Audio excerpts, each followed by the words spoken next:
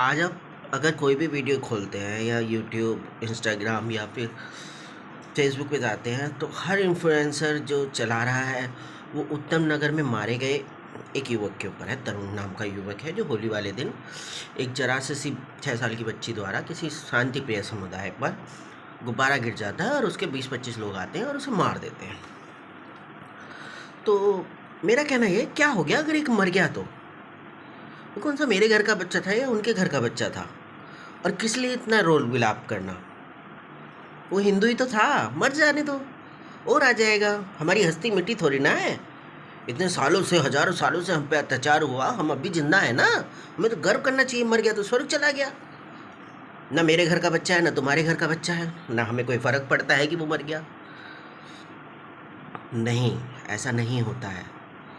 आप ये देखिए, पूरे प्रकरण को समझिए। एक 25-30 लोगों की भीड़ आती है और एक घर पे हमला कर देती है और युवक मारा जाता है, पीट पीट के मार दिया जाता है। जिसका मरता है उसको तो दुख होता है। एक माँ को हमेशा दुख होता है अपने बच्चे का, चाहे किसी को हो या ना हो। पर मैं ये कहूँगा, उत्तम नगर में क्या इतनी पब्लिक नहीं थी जो उन 25-30 लोगों को जो रोक सके? उत्तम नगर में नहीं, उस मोहल्ले में नहीं, गली में क्या आस पड़ोस वालों ने कोई प्रतिक्रिया नहीं दी कि फलाने आए और उन्हें मार के चले गए? क्या उनके आगे 10 जने भी खड़े हो जाते? क्या उनकी हिम्मत होती मारने की? नहीं। हम लोगों ने तमाशा देखा। हमने ये देखा कि उस घर में ही तो हमला हुआ है, हमारे घर में थोड़ी ना हुआ है। मरने तो ससुरों को। शर्म आनी चाहिए आप लोगों को। कल उसके घर में हमला हुआ है, आज हमारे होगा, कल किसी और के होगा। अरे हर घर में मोटरसाइकिल, स्कूटर, गाड़ियाँ इतनी हैं। आप एक बच्चे को बचाने के लिए एक की बलि नहीं दे सकते थे? कोई गाड़ी लेके उन 25 लोगों पे कुचल देता, क्या चला जाता? प्रशासन हरकत में तो आता, समझता तो कि इनकी चाल क्या है। हैं? पेट्रोल में गाड़ियों में से पेट्रोल निकाल के उनको वहीं घेर के फूंक देते, मना देते होली, जब वो छाती पीटते। क्योंकि एक हिंदू मरा है, उसकी छाती पीटने के लिए कोई नहीं आएगा। हजारों किलोमीटर दूर मरे खरनोई पर लोग छाती पीट रहे हैं, जैसे उनका अब्बा, बेटा, बाप या आदमी मर गया। पर एक हिंदू मरे पे कोई शोक नहीं मनाता। इसी तरह बांग्लादेश में देख लीजिए, पाकिस्तान में देखिए, कहीं भी देख लीजिए, एक हिंदू मरता है तो कोई शोर नहीं मचाता। और आपको कोई नेता बचाने नहीं आएगा। आप क्या सोच रहे, रेखा गुप्ता उन सबका एनकाउंटर कर देगी? नहीं, ये आपको करना है।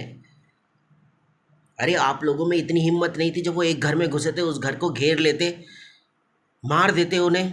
अरे दो को तो मारते, तब तो पता चलता कि सालों तुम एक मारोगे, हम दो मारेंगे।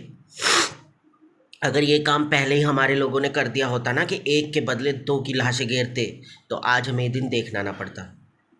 हमारे एक बच्चे को यूं ही मरना नहीं पड़ता। और दूसरा, जरा सी बात पे मारने के लिए नहीं आता, उनको भी डर होता।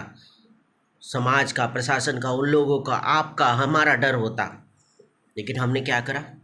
हम लोग से तमाशा देख रहे थे, क्योंकि हमारे घर का तो मुद्दा है ही नहीं, हमारे घर का तो बच्चा है ही नहीं जो मर रहा है। वो तो किसी और के घर में घुसे थे ना, हमें क्या पता। हम तो अपने घर में अपने बच्चों को लेके बैठ गए थे। हमारा बच्चा तो सेफ है ना, जिसका मर गया आप उससे पूछिए। और फिर बाद में आप छाती पीटते हैं। प्रशासन क्या कर रहा है? पुलिस क्या कर रही है? नेता क्या कर रहे हैं? आप जानते हैं ना कि हमारे नेता, पुलिस, प्रशासन सब कितने बड़े बड़े गद्दार बैठे हुए हैं, सिर्फ पैसे देखते हैं। अगर वो लोग उनको करोड़ों रुपया भी खवा देना तो वो उसे बाइज्जत बरी कर देंगे।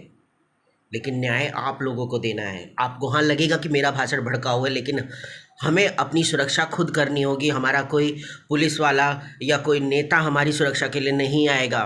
वो सिर्फ आपको और मुझे लड़ाने के ही काम करेंगे। आप ST एक्ट और UBC बिलों में देख सकते हैं कि उन्होंने लोगों को आपस में लड़ाने का काम किया है, कि आप लड़े रहिए और पीछे से आप अपना काम करते रहिए।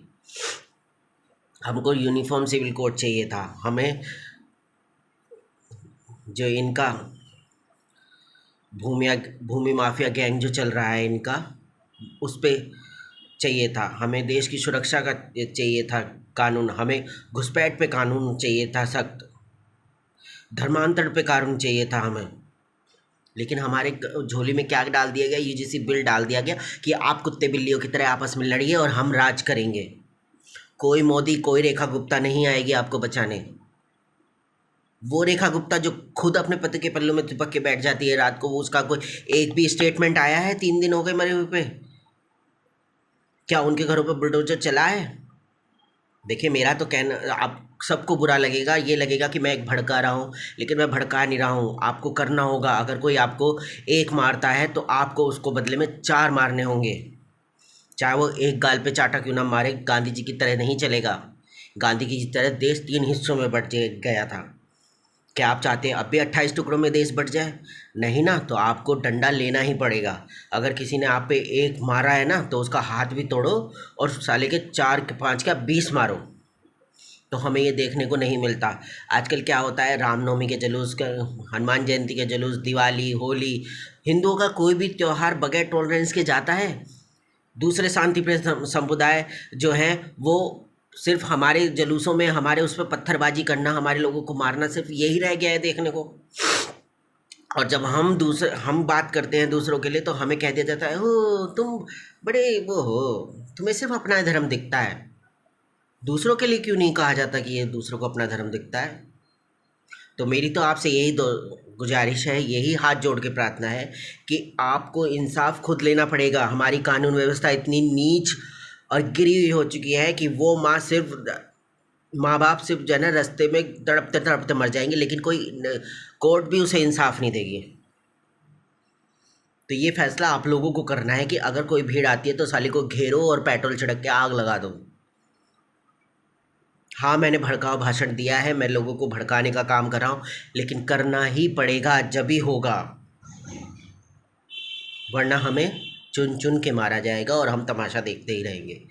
तभी कुछ कानून बनेंगे, क्योंकि जब पता चलेगा ना कि दूसरी तरफ से लोगों ने भी हाथ उठाना शुरू कर दिया, तभी कानून बनेंगे।